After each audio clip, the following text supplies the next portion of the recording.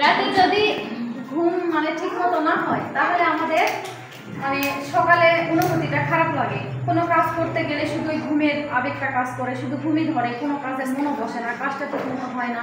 কারণ ঘুম না হলে শরীর কিন্তু অসুস্থ হয়ে যায়, অসুস্থ বোধ করি আমরা।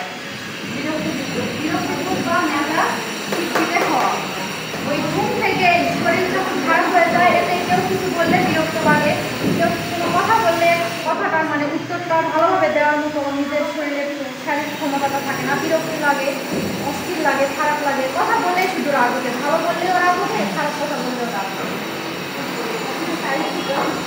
মনোকাজ কমে যাওয়া, কর্মক্ষমতা কমে যাওয়া, মনোকাজ মানে মন দিয়ে কোনো কাজ করা সেটা কমে যায়, শরীরের বা মনের অবস্থাটা খারাপ হয়ে যায়, মন দিয়ে কোনো কাজ করা যায় না, শরীরের অবস্থাও খারাপ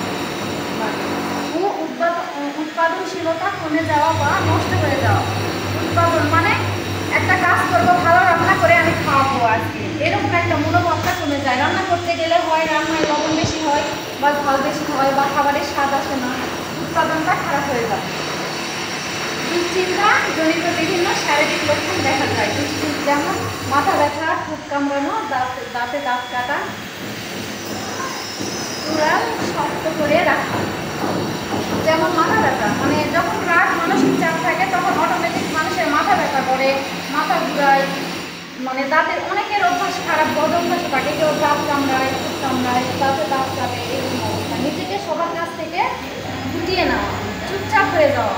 যখন কারো মানসিক চাপটা আসে মানে খারাপ লাগে, সংসারে অশান্তি বা গণ্ডগোল যে কোনো বিষয়ে খারাপ কিছু হলে সে নিজেকে আড়াল করতে চেষ্টা করে। সে অনেক সময় ঘরের দরজা বন্ধ করে বসে বসে মানে মন খারাপ করে থাকে, কারোর সামনে যেতে চায় না, তার মনোভাবে মানে মনের মধ্যে অশান্তি কাজ করে, এই কারণে সে কারোর সামনে উপস্থিত হতে পারে।